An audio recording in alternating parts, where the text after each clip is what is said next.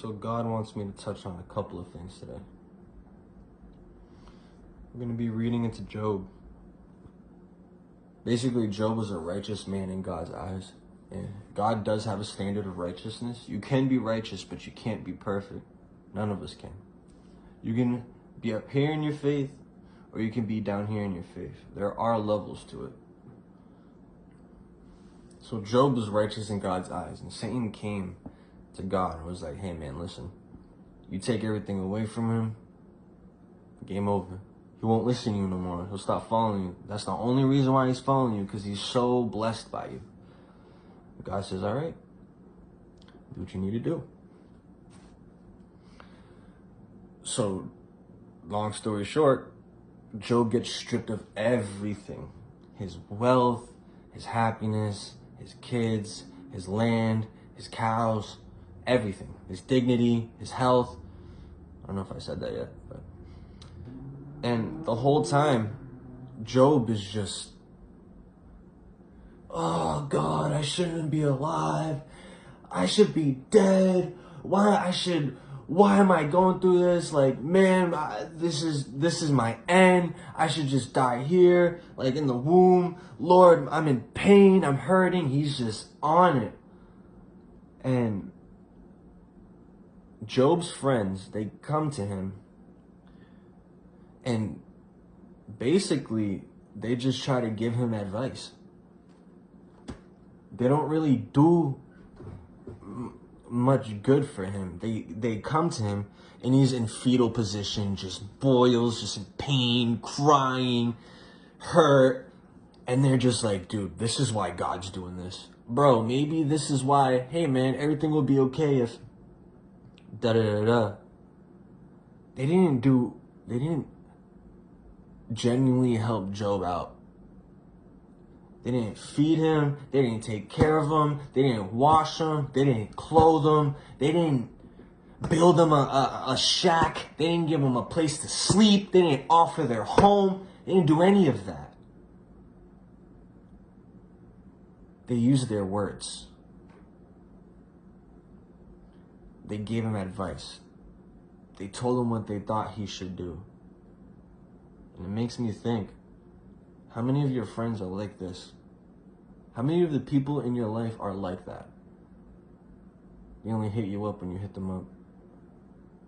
You're going through something and you wish you had somebody and they're not there for you. You just feel like, man, it just feels very conditional. I do a lot more. You can be so convinced that that relationship is from God or that friendship is from God, and he will let you think that until you get a clear, definite answer from him. Don't ever assume anything. Always be keen to the thought of change and the unexpected, because that's where God thrives. He's always changing things. He does not like stagnant. He does not like being in the same spot. He doesn't like it. For periods of time, sometimes we need that to like get close to him, and he wants to see our faith. He wants to see if in the times of struggle, are you still going to be as faithful to him, or are you just going to prove to him that you was only there for him when you need him? He wants to see what you're like, because we have free will. He doesn't just write a note and lock it in a bank vault and there it is. That's it. That's destiny. No. He gave us a free will. We choose how we're doing things. We choose what goes on. Be picky with the people you're choosing in your life. God wants you to be picky. That doesn't mean cut everybody off and start, still love them the same way, but the people who you choose to bring with you and to confide in, make sure they're people who are actually there for you, genuinely caring, that check up on you all the time. And when you're in times of need, they're the ones that you can count on. It's hard to find them, but ask God. He'll send them to you. And another thing, don't get so caught up in being wise. It literally says that in the Bible. God talks about it all over, that you can get caught up in being so smart and so adjusted to people looking at you and being like, oh, they're so wise and wisdomatic. Take a break from that. Stop trying to tell people what to do all the time. Stop trying to teach people things. Start doing things for people and showing. Go out and start feeding homeless people or find something that you think God would want you to do charity-wise. Like, actually go out and help.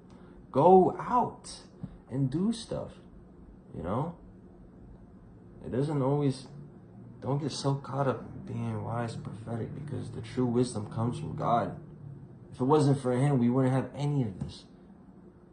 So who are we to really act like we're smart when we have something given from someone else? Imagine, somebody paints an amazing masterpiece picture and they give it to you. And you're just out here telling people, hey, look at this painting I painted. Isn't this not... Imagine. You need to have some integrity with your faith. You cannot always be half in, half out.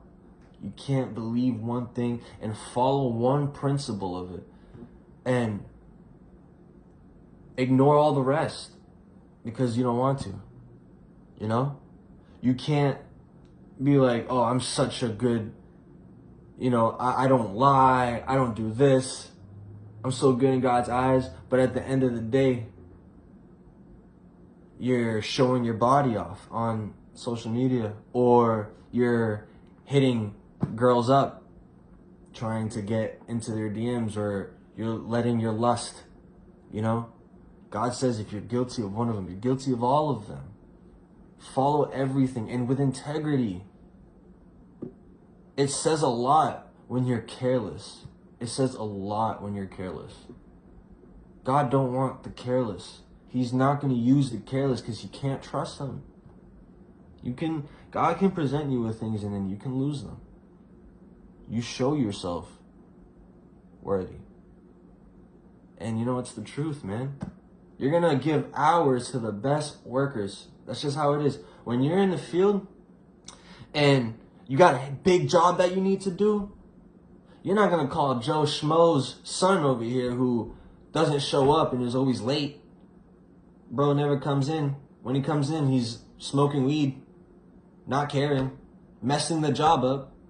No, you're going to call freaking Jimmy, old Jimmy, who's done this for years, who knows what he's doing, who knows how to use all his tools, brings his own tools, gets the job done. You're going to call him. It's simple. God's a simple man. God's a simple being. But at the end of the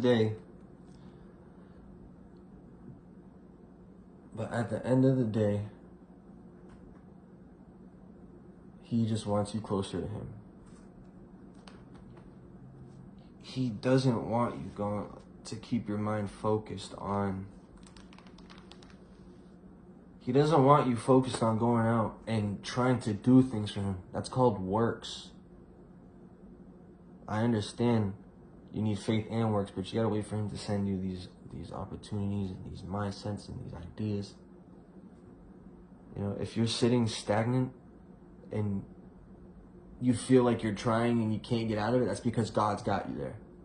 If you're stagnant just because you're just being lazy and you're smoking weed all day, then that's on you. You gotta ask God for this wisdom and you gotta be able to understand and discern, because you gotta remember there's an enemy out there too that's trying to trick you. Your own body's trying to go against you and against God. So you got a battle going on. So you got to be intentful and have integrity.